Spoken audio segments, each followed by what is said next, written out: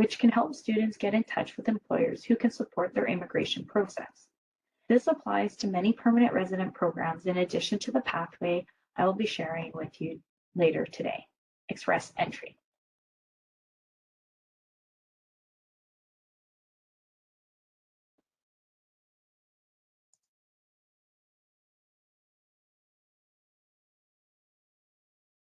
Express Entry is our flagship pathway to permanent residency.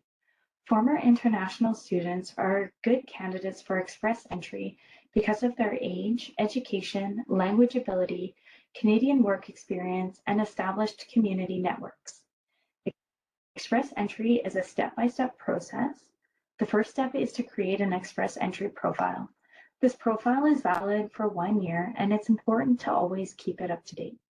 Once the profile has been created, those who appear to meet the criteria of one or more of the 3 federal immigration programs managed through Express Entry are automatically entered into Express Entry pool of candidates.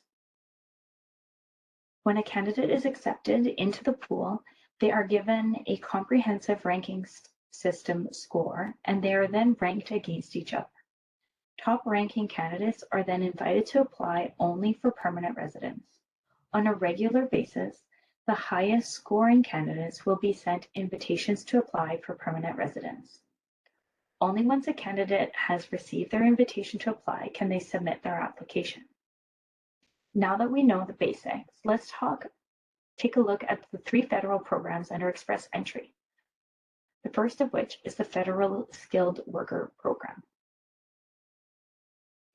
To be eligible for the Federal Skilled Worker Program, within the last 10 years, you will need to have had at least 1 year of continuous work experience in a NOC 0A or B occupation. This work experience counts even if you are studying in Canada at the same time or if you completed this experience while abroad. For this category, the language proficiency is on the higher side, requiring you to have a minimum score of the Canadian Language Benchmark 7 in each of your tested abilities. For context, this would mean that your English or French proficiency has to be at an intermediate to advanced level. The education needed is secondary school level or above, so as you're international students, all of you should meet this requirement. This is the only Express Entry program that makes education an explicit requirement.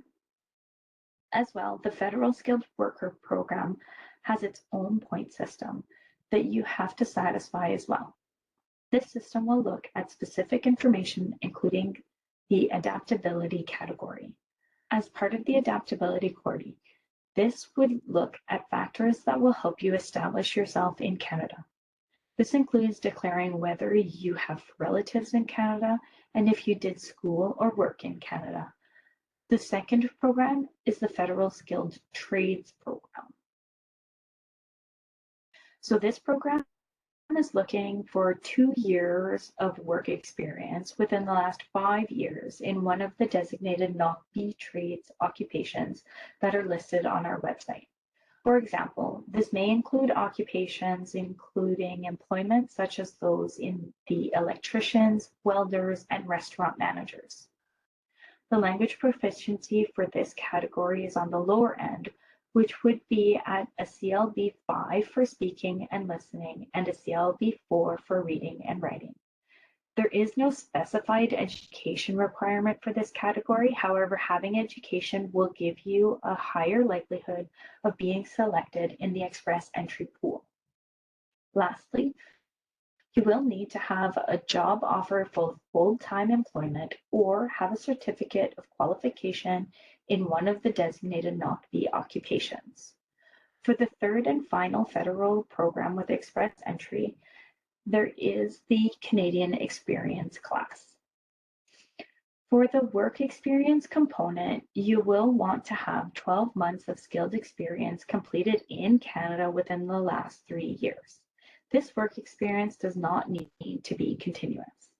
For language proficiency, we will be wanting you to have a CLB 7 if your experience was in a NOC 0 or A position. For people with work experience in NOC B, you only need a CLB 5. There is no education requirement for the Canadian Experience class. However, completing an educational credential can give you higher points, which increases your chances of being invited to apply. This being said, all work experience completed while you were a full-time student cannot count towards this work experience. This is a great program for you once you've spent some time working for an employer in Canada while you're on your postgrad work permit. Now that you are all familiar with the 3 federal program, let's talk about the point system used to assess express entry candidates. This system is called the Comprehensive Ranking System. The comprehensive ranking system is broken down into 2 categories. We calculate your core points and additional points, each of which are out of a total of 600 points. The core points are determined by factors such as your education, work experience, and age. The additional points we will discuss momentarily. These 2 groups of points will give you your total. The core points for the CRS points will take into account your work experience, education level, language proficiency, and age. If you're curious to see what your score would be, you can see by using the Comprehensive Ranking System calculator tool in our website. The detailed breakdown of how points are awarded is also available on our website. Once again, only candidates who have the highest CRS scores in the express entry pool and are eligible for one of the programs will receive an invitation to apply. The minimum CRS points needed to get an invitation to apply varies. However, candidates can see the scores from the most recent rounds of invitations on our website. As you saw, 50% of your CRS score comes from your additional points. These points can come from a variety of factors. You can get up to 600 points by receiving a provincial or territorial nomination. Your province's immigration website will be the place to find out more information on this. If you have a valid job offer, you can receive 50 additional points for a NOC 0 A or B position, or 200 points for an executive position, which is under the NOC 00 category. If you haven't already, we encourage foreign nationals to use Canada's National Employment Service to find a job. JobBank is great because you can see job matching components on the website where employers may be referred to JobBank profiles if it fits the pre-requirement needs for the job they posted. This will allow you to connect with Canadian employers and improve your chances of securing a job in Canada.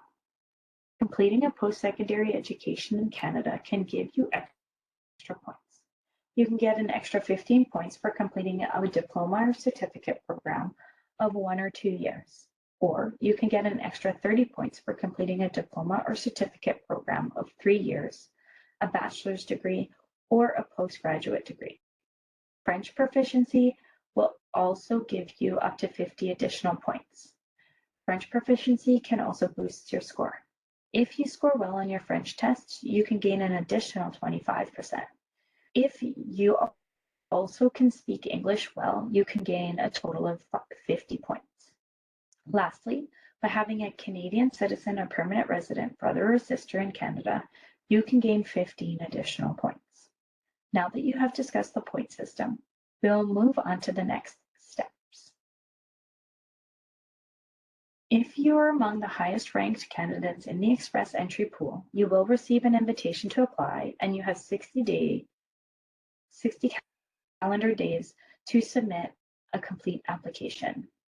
The documentation must be submitted electronically through your online account, and if any of the documents are not in English or in French, they will need to be translated. A complete application means that, with limited exceptions, all supporting documentation must be submitted with the application. You can start to prepare these documents prior to applying if you want to get a head start on the application process, as sometimes they take a while to compile. I'll give you a moment to read this slide and get a sense of what is typically required for a permanent resident application.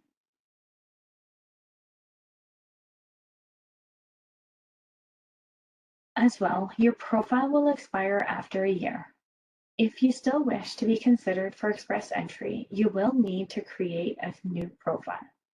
Keep in mind, even if you're not eligible for express entry, there is still plenty of ways to continue your time in Canada.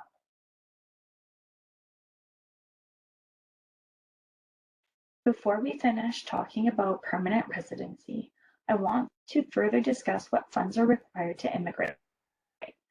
For context, application fees are $825 for the primary applicant, same for the spouse, and $225 for each child. If you have a positive result on your application, you will need to pay for a right of permanent resident fee of $515 for the primary applicant, as well as if you have a spouse. Additionally, for express entry, applicants coming through the FSW or FST programs must demonstrate that they have enough money to support themselves while they are in Canada. For context, a family of one will need to show they have just over $13,000. The larger the family, the higher the funds required, and these numbers are found on our website. I will point out that if you're living and working in Canada with a valid job offer, you will be exempt from the requirements since we know that you already have income in Canada.